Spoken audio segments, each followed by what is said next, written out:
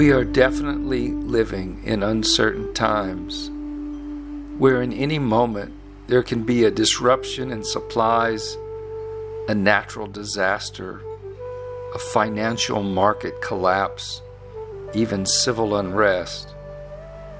Never before in our modern history have we faced a time like we are living now.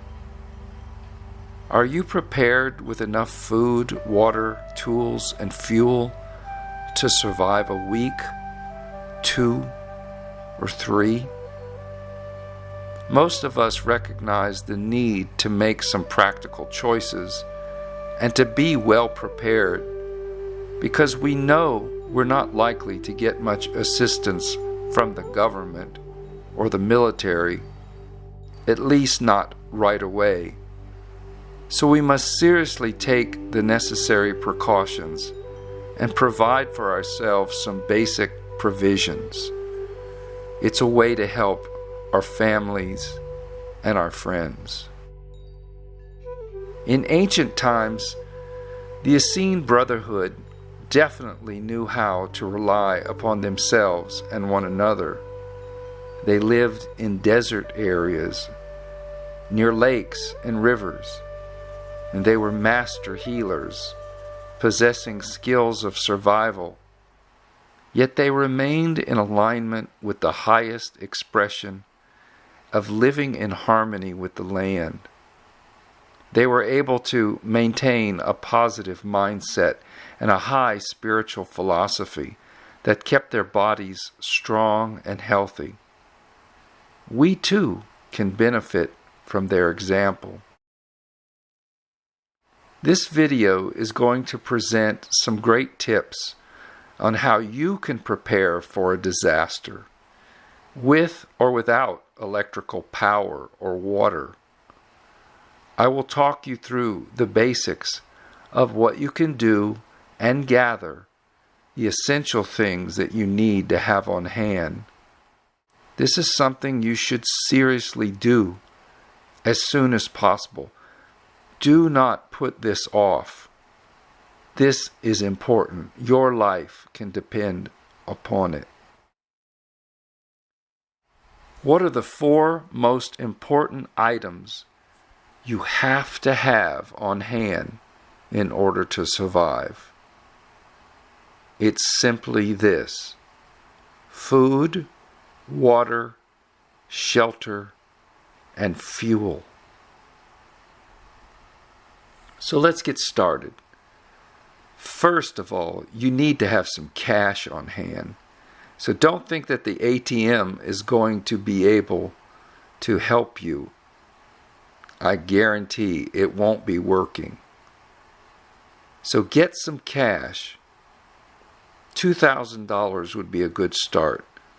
But if you can't scrape together that much, then put aside what you can afford, and preferably in small bills, like 5s and 10s. Now, as far as food is concerned, you have to get items that can be kept without refrigeration, especially if the power grid collapses. I've learned that the 4 most essential things that you can have on hand are grains, powdered milk, honey, and sea salt. Now the grains can be things like wheat, rice, quinoa, amaranth. And the powdered milk should be preferably whole milk and organic.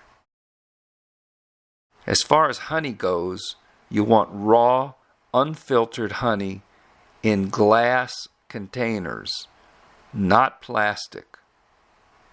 And finally, get a bag, a pound at least, of good quality mineralized sea salt, such as Celtic salt or the pink Himalayan salt. With just these items alone, you will be able to survive quite well and make some creative meals. Don't underestimate this combination of grains, powdered milk, honey, and salt for survival. And if you do nothing else, at least get these. All of these items can be stored safely and securely in poly buckets with tight-fitting lids. You can purchase small bags of the grains. That way, if there are any weevils, they won't destroy your entire stash. So, especially with grains, it's a good idea to put the bags in a freezer for a couple of days to kill any of the pests that may be already in the grains. Now, with these simple 4 ingredients, you can subsist quite well by making tortillas, simple quick breads, cooked rice, or creamy soups. And when you have wheat, you can sprout them and grow the wheat in small pots. Wheatgrass is a very nutritious herb, something that can be snipped up and added to your cooked grains.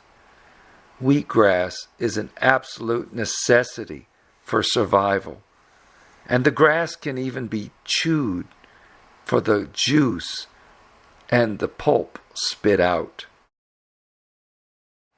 The health teacher, Ann Wigmore, who is the co-founder of the Hippocrates Institute, once wrote about her experiences growing up and hiding from the Nazis in an underground shelter. Several of her family members were huddled together, and they were there for weeks without any food. But the way that they survived was by sneaking outside at night and plucking a few leaves of grass and eating it. Now, don't forget about other sprouting seeds as well. This is excellent, nutritious survival foods, especially fenugreek, red clover, and radish seeds. You can find these in a mix and grown together in quart jars. There's even lids you can buy that have different hole sizes that will wash away the hulls as the sprouts grow. If you want to make pancakes or biscuits, you need to be sure to have the powdered milk on hand and some baking powder. It would be nice to have some real maple syrup on hand. And of course, you're going to need some kind of a stove. I highly recommend that you get a good propane or a butane camp stove. I like to keep plenty of fresh garlic around. Raw garlic is an excellent natural antibiotic. Chopped up, it goes great in cooked dishes like rice or quinoa.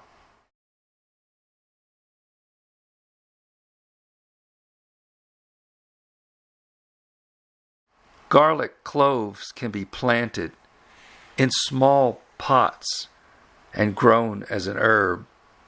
The garlic greens are easily snipped and added to soups. My mountain retreat life has become so simple that this is pretty much how I eat already. It's a very healthy and satisfying lifestyle and diet. Now next, you're going to have to figure out a way to keep water on hand. So if you don't have a cistern, get yourself some 30 or 50 gallon barrels. Or if all you can find are the 5-gallon poly buckets with lids, then get those. Think about how much water you're going to need per person per day. If you can store at least a gallon per person per day, That's enough to survive on, both for drinking and bathing.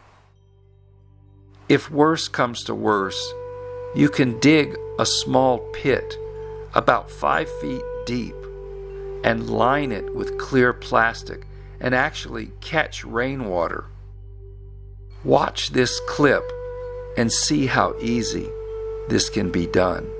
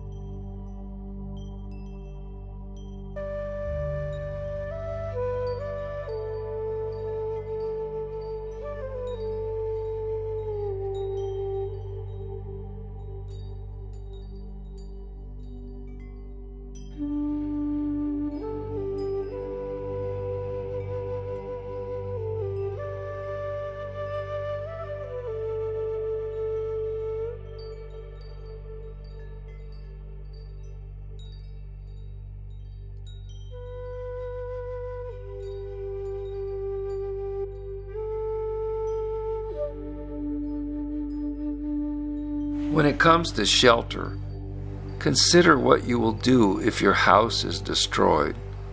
Where will you go? What alternatives do you have available?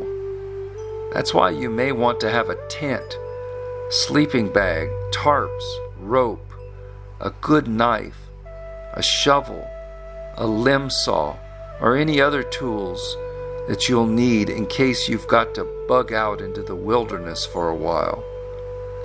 Be sure to think these things out carefully. It is very important to plan ahead. As far as fuel is concerned, I recommend from now on that you keep your vehicles topped off with gasoline all the time. Never let it go below half a tank. And if you have a generator, be sure to store several extra gallons of gasoline and add stabilizer to the fuel so it will last longer. Keep a generous supply of cans of butane for a camp stove, propane for heat, and kerosene for oil lamps. Candles are very much a necessity as well.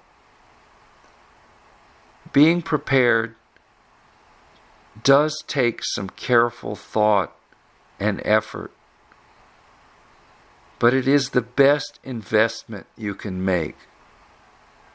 Remember that real wealth is perishable. You can have lots of cash or gold or silver and fuel, but truthfully, these things won't help much when what you actually need are food, water, clothing, and shelter. In summary, here is a list of the minimal things you should acquire in order to be prepared to survive without power for a few weeks. Peace be with you.